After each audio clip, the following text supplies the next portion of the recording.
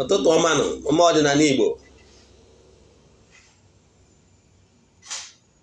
Asị nkachi tata bụ afọ fọtara anyị ihe ọma ma fọpụrụ anyị ihe ọjọọ. Aka m bụkwa onye nke gị, Eze-Ana Ugochi tubelu na oraifite. Abụ m onye isi nchụaja Ugochi tubelu ọdịnala temple. Anyị na-agba afa miri emi, rụkwazị ọrụ mmụọ dị iche iche. Abụkwazị m onye mgbasa ozi ọdịnala Igbo. My mission is to help people live better life.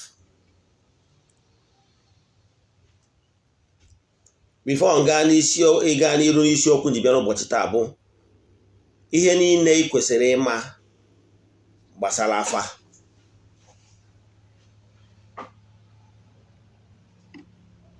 And ihe niile ị kwesịrị ịma gbasara agwụ.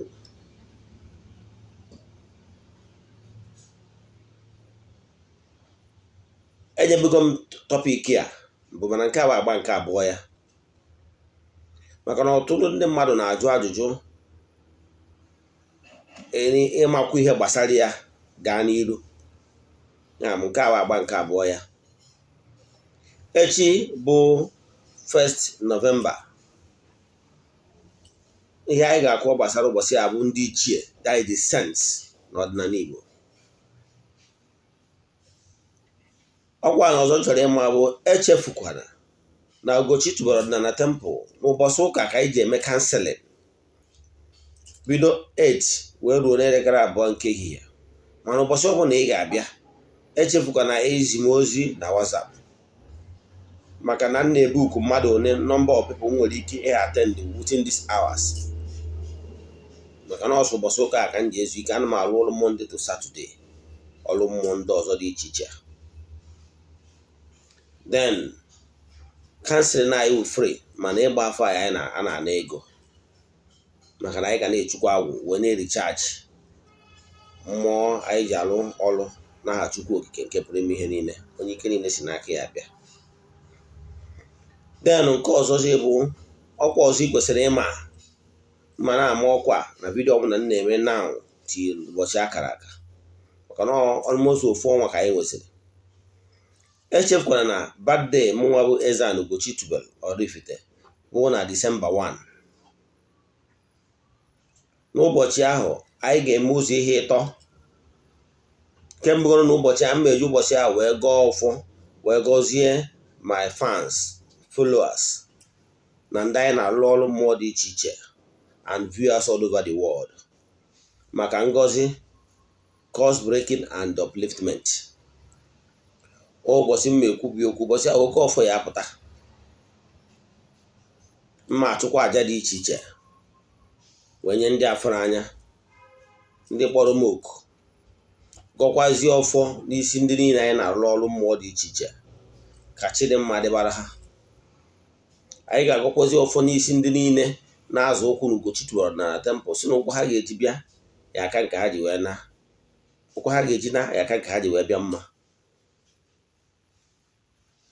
Then n'ụbọchị ahụ ana m agbakwa ọfala. Ana m agba ọfala ọzọ. Ụbọchị ahụ echisigo m ọzọ, chizuo ọzọ echizuo. N'ụbọchị m na-agbazi ọfala to ndị mmadụ. Then ụbọchị ahụ ndị ọzọ niile nọ n'Oraifite, n'ọnụkụ niile, all the villages ga-abịakwu. That day m egbukwuru ha efi. Ịghọtara ya? Onye ahụ na mgbusiziere ha efi. Ịkpọgoro m ogbu efi Eze-Ana Ugochi tubelu oraifite, ya right. Then emesịa nke a, then ana m emepekwu my new duplex Eze-Ana Ugochi tubelu, the new living house. Alụsigie as we are talking now, painting ka anọ na ya. Ghọtara ya? So mana before ụbọchị ahụ enwere m ike isepụtakwa vidiyo maka ndị enyi m gasị and fans ndị anọrọ Nigeria, ndị enwe ike ịbịa, so that they will have a little view of the house. Then enwekwuzi gift m menye ndị mmadụ ndị ga-abịa ụbọchị ahụ, but both spiritual gift and physical gift. Yes, ụbọchị ahụ anyị na-abịa site n'aha Chukwu okike nke pụrụ ime ihe niile. Ọ sadaka ka anyị na-eme. Ụbọchị ahụ Chukwu okike ga-eme ihe ọbụla ị ga-eri na ihe ị ga-aṅụ ga-adị. Ndị ya suya ya anọkwu na-eme ụdị anụ dị iche iche, anyị esi n'ụdị dị iche iche ga-adị. Mmanya ụdị ọbụla onye na-aṅụ ga-adị ya n'aha Chukwu okike nke pụrụ ime ihe niile. Ọ ngọzi ga-eflow that day. So ụzọ ihe ka a na-eme my birthday, new house opening, and my ofala. Ofala bụ simple means oge kpọrọ ndị mmadụ ka inye ha ihe ka ha rie ṅụọ mesara, ka ịghọtara ya. Isiokwu ji bịa n'ụbọchị taa bụ afa. O nwere ihe nchọ ka nkọwara onye na-ege m ntị. Yes, ọdịnala Igbo kpọrọ ya afa, mana n'ọnụ oyibo ị nwere ike ịkpọ ya consultation. Is a moment, a time set aside to consult the word of spirit. Now, ndị ụka na-emekwu ya n'ụbọchị enwere ike isi n'ụbọchị o ji eme counseling ma ọ bụ ụbọchị o ji egbu amụma, day of prophecies, or the days of prophesizing. Now,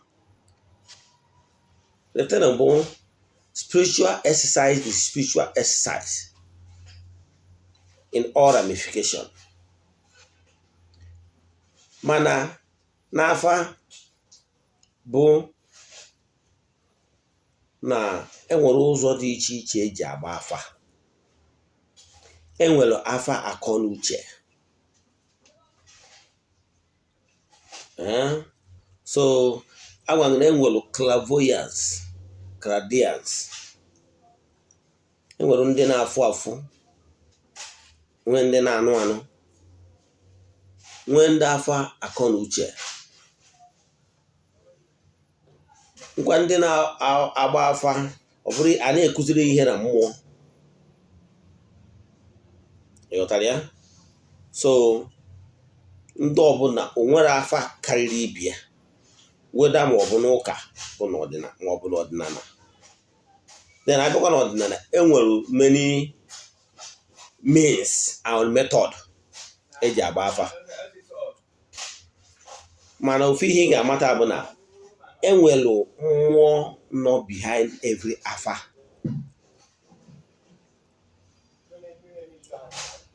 Ịghọtara ya? Then mana enwere ọ bụrụ mmadụ niile the capability iji wee fụ what is happening in the ethereal world, the world of spirit, the level by level. Ka mmadụ ga-atụ etu ya esi ghọta ya. Abịa n'ọdịnala ama na o nwere ndị dibịa na-agba afa alụsị. Yes, ọ bụrụ dibịa niile na-agba afa alụsị. Ọ bụrụ dibịa niile ga-eje n'okwu mmụọ gbara arụsị afa. Ọ bụrụ dibịa niile na-agba afa miri emi,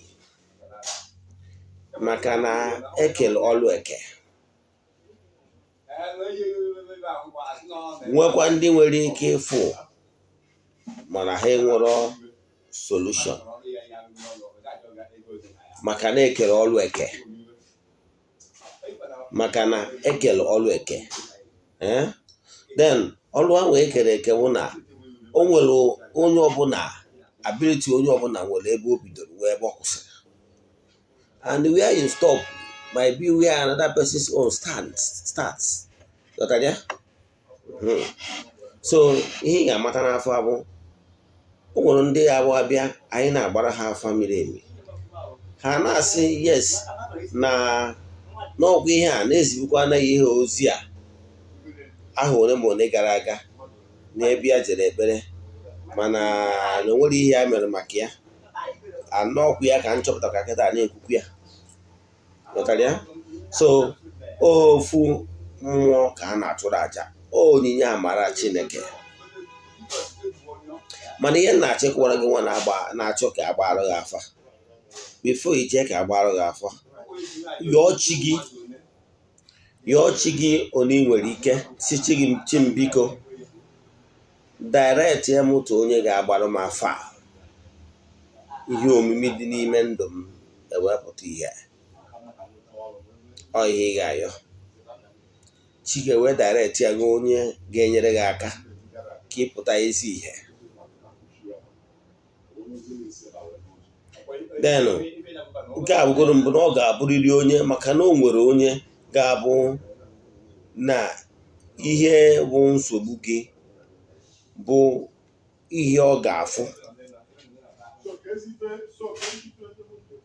Akwara m na afa miri emi na anyị na-agba afa miri emi bụ ese ihe dị iche.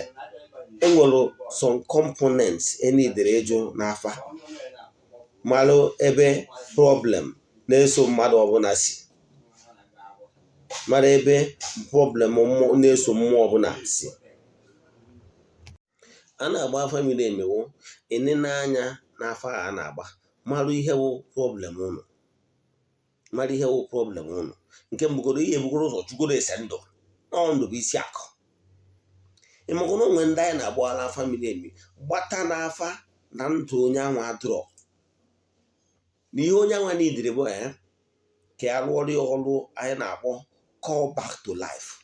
O nwere ike onye a na-agbara afọ bụrụ onye na-ejewazi ejewa, ọ bụrụ onye na-ejewazi ejewa, nwere ike ọ bụrụ onye ọnwụ dị n'ụzọ ya. Enwere ike uche ga-abụrụgodo na maka ihe dị etu a kwadị na o nwere ọnwụ dịgoro n'ụzọ onye akwesịghị ka akwapụ. O nwere ike ọ bụrụ onye ya bụ na o mee travel ọ na-eme asịcha ya baịbaị na-amasị ya nnọọ, ọ pụta n'afa na ọnwụ dịkwa n'ụzọ ya.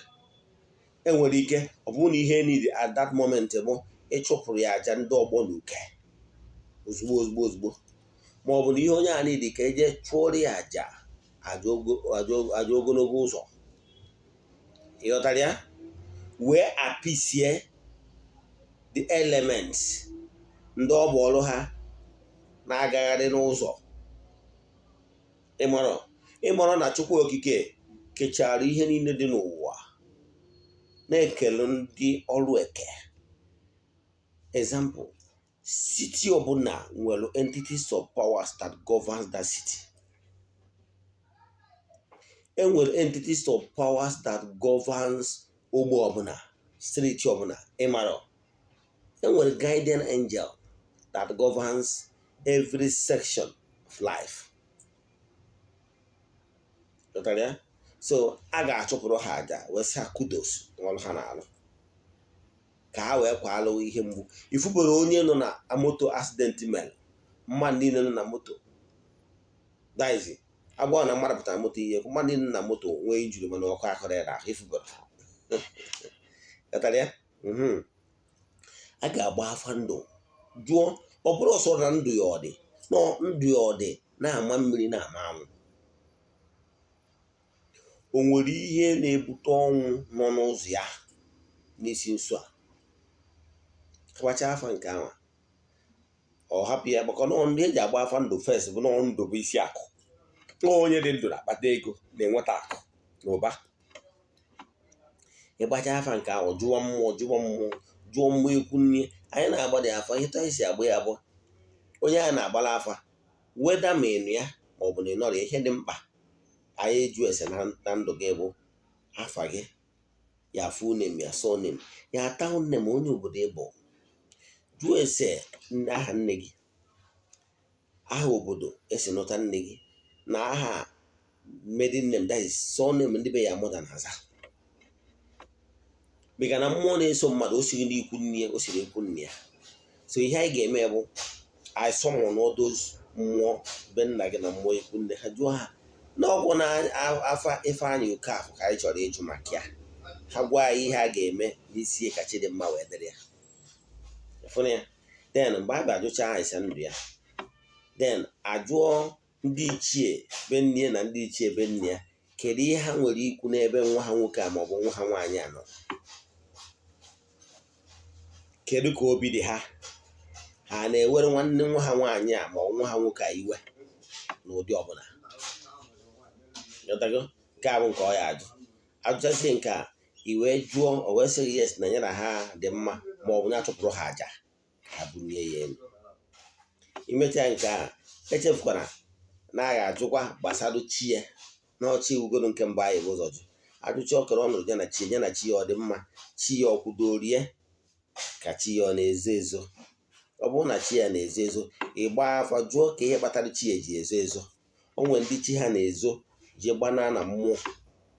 O nwere ike ọ bụrụ mmụọ nyere chi ya so wee bịa ụwa, ma ọ mmụọ kụbara onye ahụ. Then jụwazie chi ya kedu ihe kpatara o ji wee gbanaa na mmụọ dị etu a, ma ọ bụ mmụọ sochie, ọ bụ mmiri, ọ bụ arụsị. Ejụọ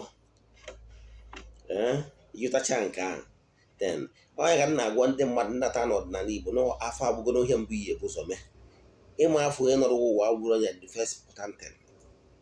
Yes, mana iyi ekwerogoro na onwere chi onye ụwa gị. Yes, then ịchọwazi afọ ya bụrụ onye adụgoro mkpa. Ya then ịgbacha afa na ndụ ọdị ajụọ ma ọnọdụ gị na chi gị adịkwa na mma, chi gị ọkwụdokwa adị gị. Ọ bụrụ na chi gị na-ezi edo ma na chi gị akwụdoro ọdụ, kere ihe a ga-eme, kere ihe butere ya nọ eme ya. Ọ bụkwanụ na ịbụ onye chi ya gburu mmadụ mgbe gburugburu then na-enidide ịkpụchapụ alụ chi onye ụwa ya mgbe mbụ metara, maka na agwaghị na life is continuous, that no man that exists in this present life now nọ ebe a for the first time. So o nwere onye chi onye ụwa ya na mbụ bụ alụ a bezie n'ụwa nke ọ na-achụ ụbọ n'ije na-aga appease some elements na-ewe iwe maka ya bụ alụ.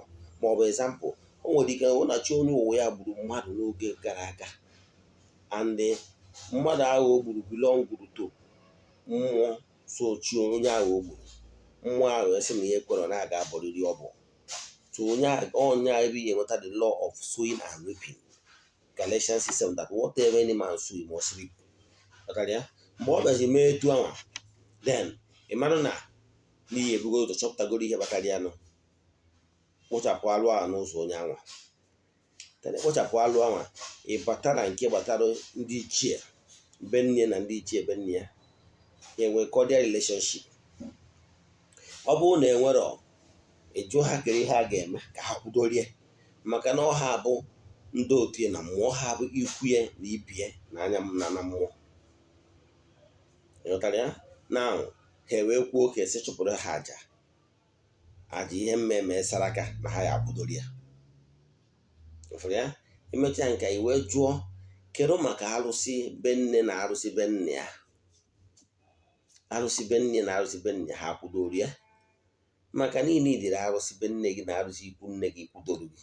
You know why? Reason bụ na ọ bụrụ na arụsị be nne gị na arụsị be nna gị kwudoro gị, ọka ya akọ gị.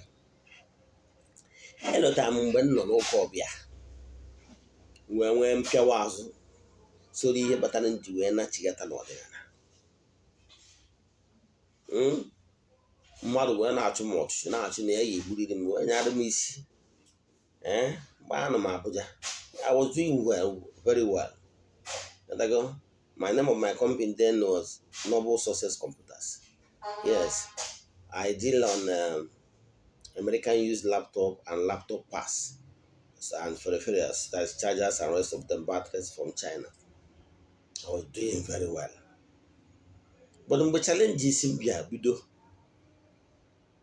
then to cut the whole story short, one man ofe mmanụ wee nyara m isi mgbe a na ya mechaa m ihe ma amakwa na ọnya bụ onye nwa dị etu a gbara ụdị kpọwa afọ ya. Na ya mechaa m ihe na-enye m 7 days. Si enye m 7 days na gịnị ka m mere? Despite ogo niile ma ego nna adachi gị mburu moto pụta as one of the security people na ogbe akwụsị m na nke jide na nke jide. Now mụ na mmadụ enwego misunderstanding. He decided to pitch a tent against me. Now mgbe m kwuziri yes, kedu ihe kpatara iji wee decide to side with my enemy despite the fact na ịma na onye na-edu a na-emegide m. Ọ wee sị m onye nyere m ọnụ m kwuo. Onye nyere m ọnụ m kwuo. Ọ na m amụrụ na ya bụ onye dị etu a. Mgbe o kwuchara ihe nsị wee bịara arịrị wee bịa na akpata na be nna wee sị ndị mụ na ha so na m asọrọ ndị m ekwetago na mma alụ ọlụ a sị ha ma anọkwa ya ụdị ihe a na-eme mmadụ na-anyara m isi ya eme m sị na m agha gwọrọ ya ọgwụ na m agha echere ya aja echiche, mana ndị ana were ọdịjebe n'ebe m dọrọ ana gọchachara ndị ana wesịa ngwa ha je jọji ya ikpe wee sị ya na m ekwetago na mma alụ ọlụ a. Nwanne anọkwa m na be nna a na-alụ ọlụ within some months akpọ m na fon sị na nwoke eluturu ọnụ na ya eme m nke a na ya agbanyere m fim na ya eduna m na ọ ya ebuna m ana mmụọ na ya nwoke ejebego mfadụ n'ogbe anyị na ọnwụ dị na ndị mmadụ na-erizi na-aṅụ na ndị mmadụ na-erizi na-aṅụ. Onye a bụ onye a na-atụ ụjọ nke bụ na mbọsị nna anata one of the time nnata from Abuja na-achọ dị ka m bịa bido ọrụ m. Mụ na ofu one of the landlords bakọrọ first class bus. Fortunately ọ bụrụ na oche mụ na ya sit by the side. Once m na ya no challenges mụ na onye ofe mmanụ anwụ. O wee sị m mụzekwa anya na mmanụ nwoke a dị very bad. Ma ahụ rụta mụ rụtakwa akụkọ ya na ụtụ ndị mmadụ ndị landlord nwebụrụ landlord mmadụ ya aka n'ihu.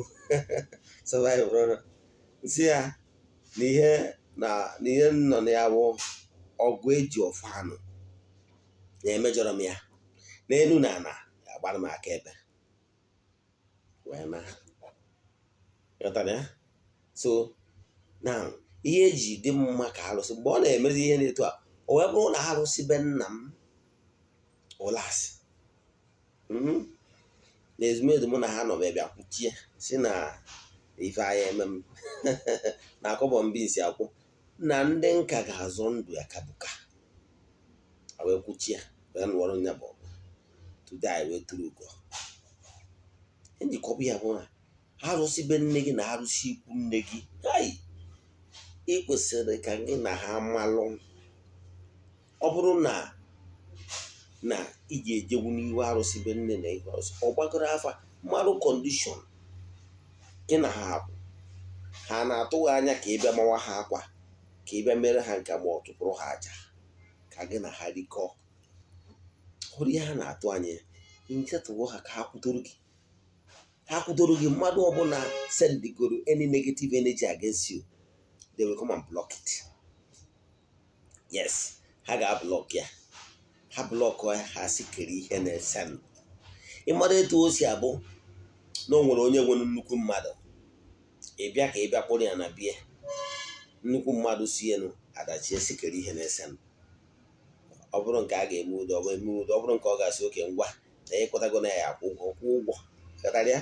Mana ọ bụrụ na o nwere nnukwu mmụọ kwudoro gị na anwụrụ ụkọ ọkụkọ gburi onye ka o ji dị mma ịgbanyewa afa miri emi ihe wee jụọ arụsị be nne na arụsị ikwu nne gị. Ọ na ịmanụ na ụbọchị nne gị bịara ije di na arụsị ikwu nne gị daiz arụsị be nne gị sie wee bịa ije di. Ọ na ịmara ọ ndị akpatara o ji abụ mfụ ndị Igbo ụfọdụ na-eme omenelu my heart place. Ka nkọwara nke anyị ụbọchị iji digress a little. Ọ na ịmụrụ na onye ahụ kpatara ọgbụgba ndụ ahụ a na-enwe ụbọchị nwaanyị bịara ịgba nkwụ ma ndị saịdị anyị na-akpọ ya ịma ọgọ. O nwere omenala a na-eme nna m nwa ma ọ bụ onye nọchitere anya dịka nna ya ga-agbata nkwụ ọgbata nkwụ onye ụmụnna na-emepụta nkwụ emegha nkwụ nwụọ, agbanye nkwụ nye nna m nwa ọṅụọ ma wee nọchiri anya. Nna m nwa wesizie agbanyezie nkwụ ọzọ na kọp, kpọọ adị ya nwaanyị a na-ekedu n'ụbọchị ya, sị ada anyị jee gosi anyị onye anwa bụ ọchịchị obi gị, at least n'ihu ndị friends and well wishers, ụmụnne gị. O buru mmanya o ruo n'ebe di ya anwa nọ, osekpula ana. Omenala Igbo na-aghọta ya, osekpula ana n'ihu di ya, o were mmanya abinye di ya. Ihe di ya ga-eme wụ, mgbe anyị nyere ya mmanya, dotakwa na nke nwaanyị ahụ ebu ụzọ were mmanya aṅụbiri, okwuchizie ya aka, bụrụzie ejekwu di ya, o ruo di ya, obie di ya ṅụọ. Ihe mere ihe ahụ ọgbụgba ndụ. Ọ gbachazie ndụ anwa, nyara di ya werezie ego tinye n'ime kọpụ anya na di ya na nwunye ahụ ọfụwa, ejekwuzie nna nke nwaanyị ka e wee gọzie ya bụ union. Ọ mgbe ahụ ka ha na-enwe exchange of the two families. Ụbọchị a na-eme ihe a, mmemme a ka ọ na-abụ emesịa, mmụọ dibe nke nwaanyị ya esi wee ji ije di, ụbọchị anyị emesighị ewe ha ndị ekpesizie ha ekpere na ya na-atụrụ ndị nna nna, emesịa were ewu ụmụ ndị ichie ga-egbuoro ndị gboo, ewu ndị ụmụnna ya eke, emesizie aga ọfọ na nwa ha ga-amụta ozuzu eke, ozuzu orie, ozuzu afọ, ozuzu nkwọ, ekwuo ise. Ewee sị na a na-agọrọ ha ọfọ na ha ga-enwe ụmụ nwa dị ala asị ise, ọgọwa ọfọ ndụ niile gụcha. Kwụsị aka ha agụwazi ọ na-abe ya, ọ na osoro ndị be di wee naba. Ghọtara ya? Mmụọ be nna ya na-esu ya bụ ije di. Ị makwa na mgbe buru gboo na nwaanyị bịara ije di na-eburu mmụọ dị be nna ya wee gaa ije di. Ghọtara ya? So onye a kpatara na mmụọ gị na mmụọ ikwu nne mmadụ na-adị very strong ogwugwu. Ọ dịghị ekwe na onye abụ nwa di ya na ọ ya bata ndị ya sị na ọsọ chụọ nwata ọgba n'ikwu nne ya, na onye kwe ka ihe mee gị, onye kwe ka ọkụkọ gị n'ahụ. So mmụọ be nna gị na mmụọ ikwu nne gị ha ga-agba afa mara kọndishọn gị na ha. Ọ bụ na enwere cordial relationship align gị na ha.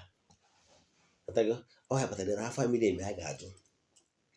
Mana ọ bụrụkwa na ngwuru ebe isi na enwere ozi ihe dịka onye na-enye mmụọ dị be nna gị nri, ma ọ bụ mmụọ dị n'ikwu nne gị, ma ọ bụ na ịwụ pastọ, dịka ndị pastọ anyị na-alụ ọlụ, ịwụ pastọ na ime enwe ike ijewu n'ogwugwu be nne gị ma ọ bụ be nna gị maka na ịchọrọ ka ndị mmadụ fụ gị, no problem. Bịa na Ugochi na temple, anyị ga-anọ n'ihu temple anyị, invite ya those your deities from be nne gị na be nna gị, chụọrọ ha aja on your behalf, it will go. Mana nke a bụ afa a na-agba ịjụ ese. Ịjụcha ese nke a, i wee gbawa afa miri emi, wee jụwa onye a na-agbara afa, nwoke a ọ nwaanyị, kedu maka ngwurube nne ya. Ngwurube nne ya ebe e gburu mmadụ, afa aza anyị. Ngwurube nne ya ebe e megburu nwaanyị bịara ije di, ka ngwurube nne ya ebe e megburu nwa ọkpụ ya nwa ada. Anyị nwa na-akpọ nwa ọkpụ, mana ụfọdụ ndị saịdị Igbo na-akpọ ya nwa ada.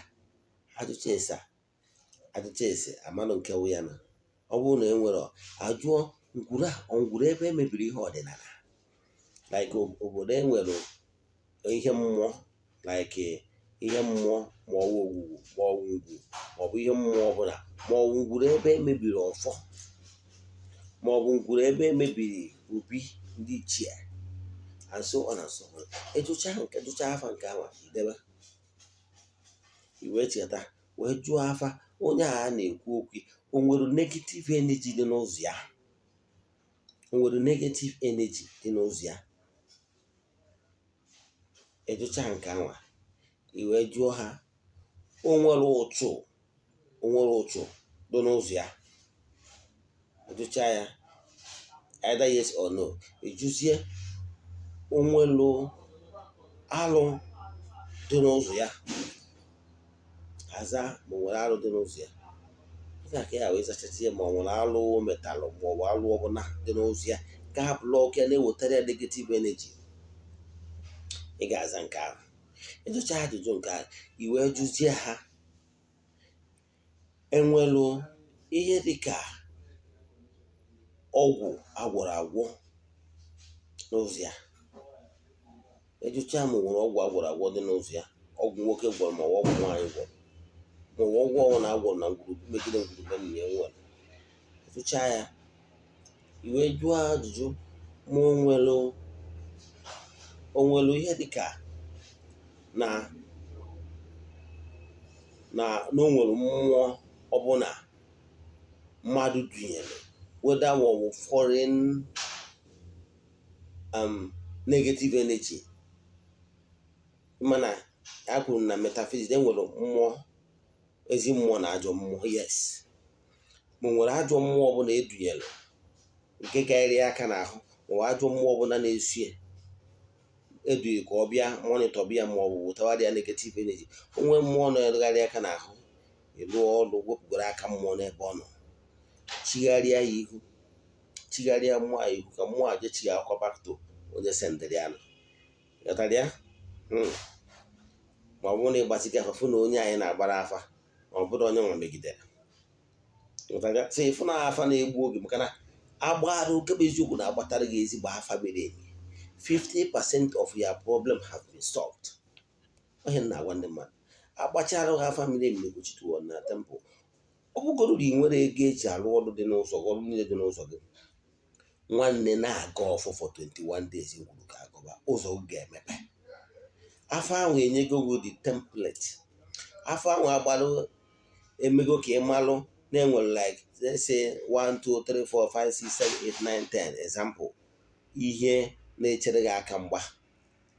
Ị na-awazi ọjị, ị na-agọpụ ha niile ọjị one by one na-aja ha biko ịgụta na ihe afa kwuru and ị ga-emere ihe dị n'ụzọ mana ya na ị ga-adịbụ tru na ị ga-atụrụ imebi ya etu a nke bụ eziokwu na ị na-eme ihe nke obi tiwara etiwa na otu obi gwepịara egwepịa, ha ga-ezitere gị ego nke ha ma dị iche. Ngwa ọtụtụ ndị mmadụ ndị anyị gbara afọ mana ha tiri tie tọtọ ha enwere ego pat ego ha ji gba afọ awụwa ha yazi ayọta na ayọ mana 2 months down the line they are singing a new song. Ha nwezi ego rụọ ọrụ n'ụzọ, ha nwee chenji na-eme ọfụma. Ịghọtara? Na atụcha isi nke ahụ ewee jụọ ma onwelu any negative influence ọbụla si na keeping bad companies maọbụ ndị akara oghere nọ n'ụzọ ya na-aka ya ajụ. Rụcha ya iwee jụọ ma onwelu ihe dịka ndị ọgbọ na-eweta uke a na-akpọ ndị ọgbọ n'uke nọ n'ụzọ ya. Ọ bụrụ na enwere ndị ọgbọ n'uke nọ n'ụzọ ya na-ewetara ya negative energy maọbụ ndị ọgbọ ya nwụrụ anwụ, ndị bịara n'ụwa, nwaanyị ha n'ụrọ, biznes ha emewụrọ, nwa ha mụta, nwere nnọọ ihe ha mepụtara, ha wee sị na ebe ọ bụ na ha nwee metara ihe ọbụla ha mere achi na onwere onye ọbụla bụ their dead member deadnet ga-eme ya chi melite. Ha na-enweta uke here and there. Amara ihe bụ nsogbu ha, chụọrọ ha aja. Ọrụ niile abụrụ cast and bind. O nwere nke wee bịa ejụọ aja chụkwapụ ha ejewere onwe ha. Maka ndị digress eletụ maka ndị na-ada efielu n'ọdịnala bụ ihe na o nwere ebe a kọrọ akụkọ, o nwere ihe ịma wee kọrọ gị akụkọ ihe ịmaghị. O nwere ebe a kọrọ akụkọ n'akwụkwọ ndị ụka ọbịa wee sị na Jizọs nwere ndị wụ n'okwubiri okwu n'isi ha, ha nwere onwe ha. Nwa ndị bụ na ọbịara na nke a wee were ọsụ mmiri metụ n'aja wee mbisuke wee tee onye a na wee sị aja sachapụ anya. Ịghọtara ya? Ihe abụọ ọlụ ị na-eche ka agwawazie gị na o nwere ahịfịa dị iche iche ma ihe ndị ọzọ o tinyere. Mana the most important thing bụ na this particular work na-alụrụ ya alụ daizi na-ewetara nke a weta nka na ọ bụrụ mmụọ ọjọọ niile ka ị ga-achụpụ site na cast and bind. Ọ bụrụ mmụọ niile ka ị ga-achụpụ site n'ibu ọnụ. O nwere akụkọ akọrọ ya n'akwụkwọ ndị ụka ọbịa wee sị na o nwere ndị ụmụazụ Jizọs ha bụ ndị ụka ọbịa jekwure wee sị ya onye nwe anyị na o nwere ndị mmụọ ọjọọ ha na-achọ ịchụpụ mana ndị mmụọ ọjọọ ekwere apụ. O wee sị ya na ọ bụrụ mmụọ ọjọọ niile ka a na-achụ, o nwere ndị a na-achụpụ site n'ibu ọnụ. Ịghọtara ya? So ihe ọ pụtara na o nwere ndị mmụọ ọjọọ ọrụ ọzọ enwere ike ịlụ site na ime extraordinary thing. Ka ịghọta ịma na Baịbụl ndị ụka ọbịara akụwara ihe niile in details. So ihe nji eweta etu ahụ ka ị marụ na enwere ndị ihe enwere ike ọrụ ekwesịrị ịlụ n'isi mmadụ by doing extraordinary things abụrụ common akasio. Onye mụtara ndị wee jere ma alụ n'ụka maka na n'ụka bụ ihe niile akastiu, mana na mụ nwere onwe m na-alụ mmadụ na ihe niile abụrụ akastiu. O nwere ndị onye ya bịa na nke m afụ m na problem ya wee kwubieri ya okwu, ejide m onye ahụ aka kwubieri ya okwu, were nzu anọghị onye ahụ maọbụ anọghị onye nkwuchi okwu n'eti onye ahụ, asị m ya is well with you and is well. Mgbe ndị nwụ na ga-agbara ha afa, mgbe ndị nwụ na ga-alụ ha ọrụ, ịghọtara ya. Na ka mmakwarụ ụwa atụ ọzọ na akwụkwọ ndị ụka ọbịa, o nwere ebe ha sị na Jizọs ndị ụka ọbịa chọrọ ịchụ ndị mmụọ ọjọọ, wee fụ ha wesị ha onye ka ụnụ ha wesị na ha ya ibe igwe, o wesị ha na onye a unu siri ime onye apụta ha maka na onye a dị ezinụlọ nwunye mkpa. O wesị ha jee banye n'ime igwe ezi, ịfụrụ ya na togosighị ihe mere ihe abụọ ọlụ ka alụrụ, because ọsụlọ ndị mmụọ ọjọọ akasị abandon. No, he provided an alternative where they will enter. A na-akpọ ya igbo onwe n'ọrụ mmụọ anyị na-alụ. Nwere onye ya wepụta ọnwa na-ada n'isi ya, ọ daa na ga-eji ihe dịka ọkụkọ maọbụ atụrụ maọbụ ihe ọbụla wee gbaa ya onwe. Mgbe ị bịa na-asị na-achụ ụfọdụ anyị na-asị ndị mmụọ na onye a dị ezinụlọ nwunye mkpa, ọ ga-enwe ihe ị ga-enye ha in exchange of iwe gbara isi onye anwa, ịghọtara ya. Even gọọmenti, mgbe gọọmenti nwere ike ama mmadụ ikpe mana enwere ike iji mmadụ ịkwụ ụgwọ maọbụ iweta ego maọbụ iweta ife ihe ọbụla wee maọbụ ịta afụfụ wee gbara isi ya bụ onye, ịghọtara ya.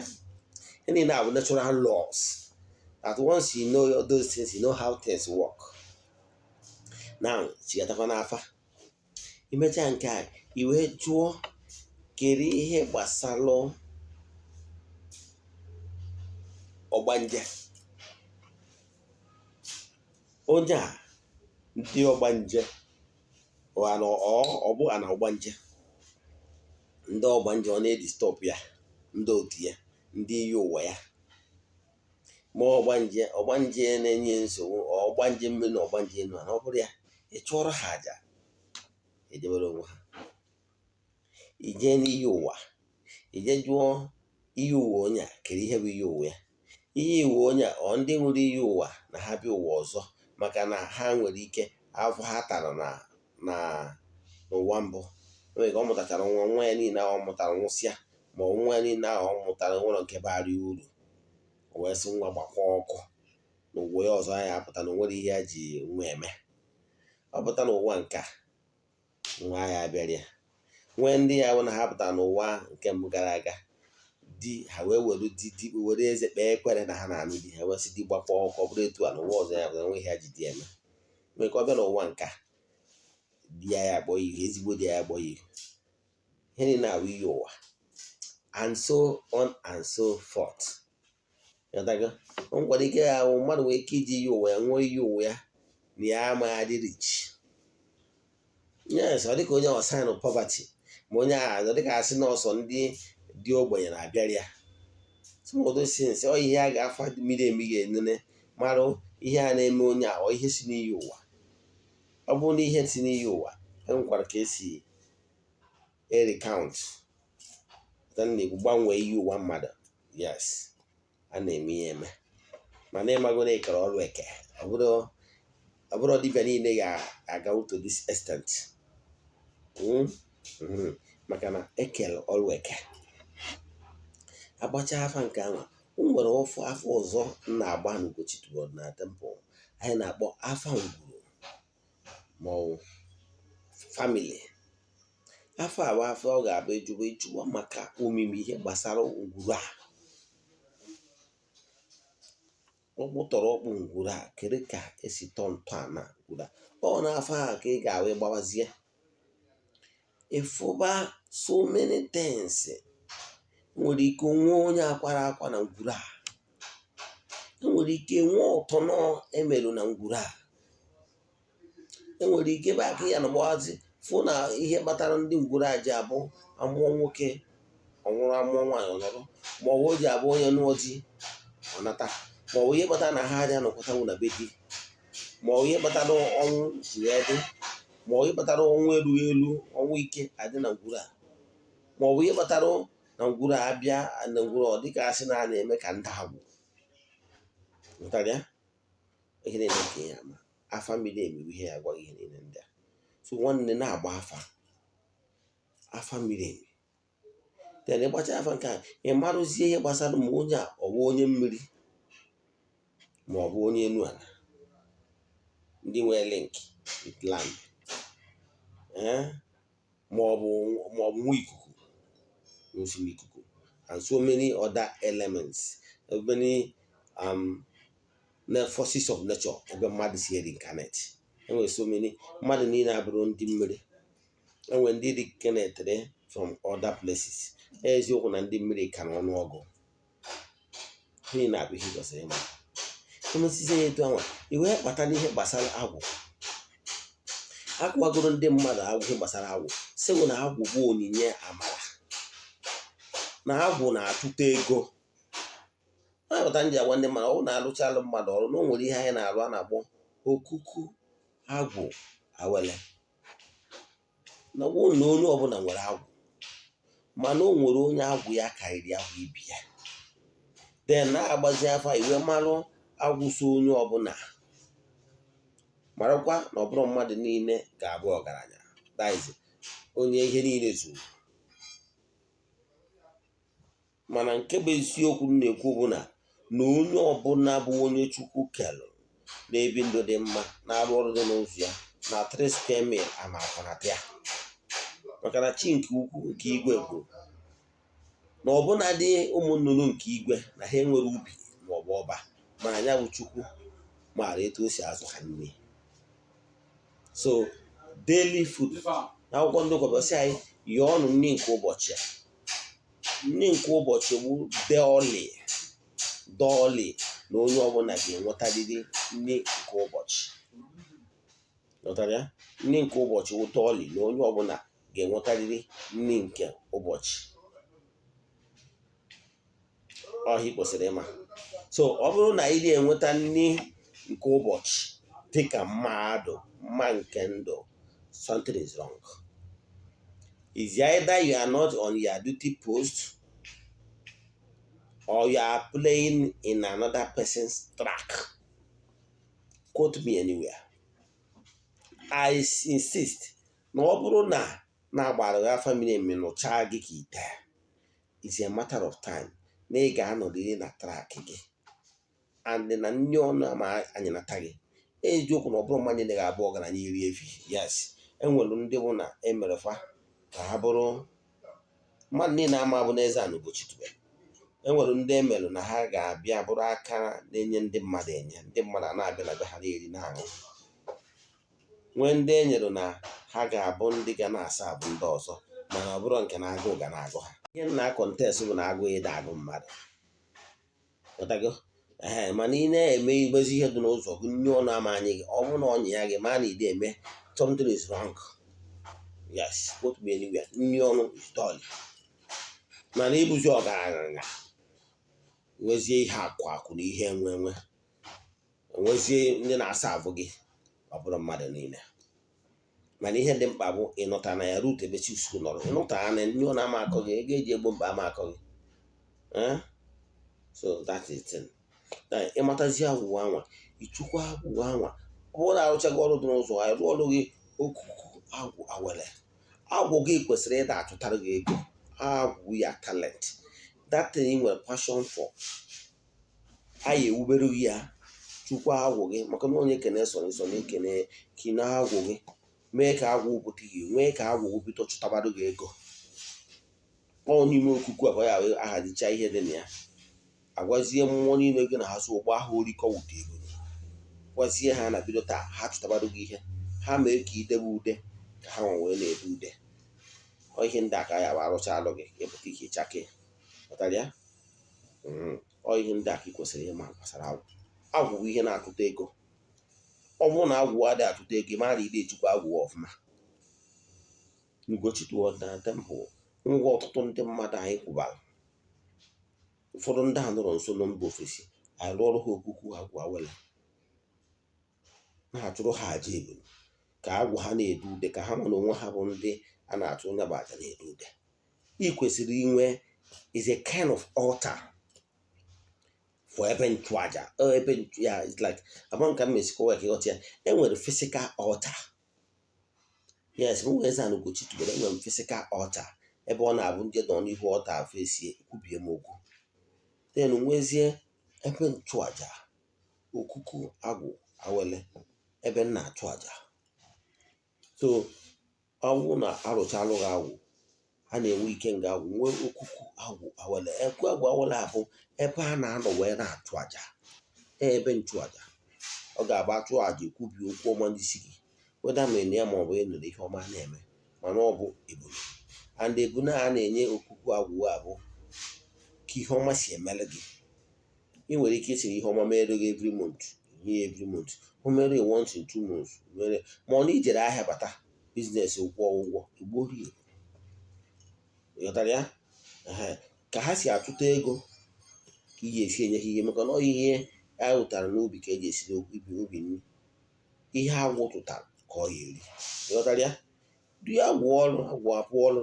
Ọ nọkwa onye na-ahụ na bank wee nye target na ọ bụrụ na ị na-enweta ụdị target promotion, ọ gbasịkwa mbọ ike. Etu a ka ọ ga-abụ ịgwa agwụ ihe ọgwụ nwere stọọ n'ikuku, ya chụtarụ gị ego, chụtarụ gị ego. Ya gazienụ. Abụ m onye nke gị, Eze-Ana Ugochi tubelu. O nwee ihe m kwuru taa ịghọtasịrị ma ọ ị chọrọ ịghọtakwu, ma ọ bụ ihe ọbụla ị chọrọ agbagwoju ya n'ọdịnala Igbo, ma ọ bụ na ị chọrọ ka nyere gị aka na nke a ma ọ bụ nke ọzọ, ma ọ bụ na ị chọrọ ka agbara gị afa miri emi, sendịara m meseji 08057837672. Eze-Ana Ugochi tubelu bụ afa m. Daalụnụ. Na-agaziere ụnụ. Ekwubie m okwu n'ụbọchị taa. O nwere mgbe m na-ezi ozi, o nwere meseji bịaranụ mmalụ na o nwere onye my follower. Yes, mmadụ na-abụ my follower. Now as we speak, ọya ha na-aya bụ ọya ụkwara na-akpọchi obi, dịka ha sị na a na-akwụ ya ọ na-egbu mgbu n'obi. Yes, ụkwara ha na-ana jebe kịta. Ihe mmụọ gwa m gwa gị bụ iruo wụta bitter kola, that is aki ilu. Iwepụsịa that first cover ya na-acha brown, inwetazie the whitish one, that is real ugolo n'ime ya. Wụta like 10 pieces of ugolo, slice them into pieces. Like each ugolo slice there with mma, kitchen knife, slice there about 10 pieces. Then a slice here, that's 10 ugolo. A slice here 10 pieces. Finish here, with almost like 100 pieces of ugolo pieces. Draw ever bottle. Yes, ever bottle. Gbajuo mmiri as if na ọchọgo iju eju. Mana ihe bụ ụzọ were ugolo niile ahụ tinye n'ime that empty ever bottle. Then ịgbazie mmiri gafechaa, na-afọzi obere ka oju n'ọnụ pọmpọm. Ikwuchie ya. Itiwe tata. By this time tomorrow, that 24 hours iji wee tinye. Well short. Na ihe a na-akpọ short. Something like this. Were na-agbara ya morning, night. Ịpụta n'ụtụtụ, first thing in the morning gbara ya ṅụọ. Maybe 30 minutes irizie nri. Ị na-akpụkwa ụlọ richa nri within 2 hours richa nri, ṅụọ ya. Mee it 3 days. Ịfụ na ụkwara ahụ adịmezi, ịkwazie kwapụta blọk. That pain na-enwe ị na-enwe will stop. That's your heart. Ụkwara kochiri will be healed. Mee ihe nwere mmadụ na-abụ nwere this problem. Agwụ m sị ka m gwa unu jee mee na ihe. Ime ihe a na-agwa gị, you will give testimony. Echefukwana, ọ bụrụ na ime ihe a m gwara gị, ụkwara a na-anaghị ahụ, ọ bụrụ na ọ na, echefukwana inye testimony for that. Onwe ajụjụ ị nwere, n'aha Chukwu sendere mmesi, n'aha Chukwu okike nke pụrụ ime ihe, na-agọzie m my viewers and followers all over the world. Let there be curse breaking, let there be open doors, let there be upliftment, let there be favor. Let favor and abundance flows. Business ya ị na-eme adị akwụ ụgwọ, na ọ ebido kwụba ha ụgwọ. Disappointment ya nwa ị na-enwe, let them cease. Let favor, let man, nwoke fụwa n'anya, nwaanyị fụwa gị n'anya, ekwubie m okwu n'aha Chukwu oke nke pụrụ ime ihe niile, onye ike niile si n'aka ya bịa. Ya dịrị gị mma, ya ga-ezi ị na-erecha vidiyo a tụsakwara ya ndị ọzọ. Ise.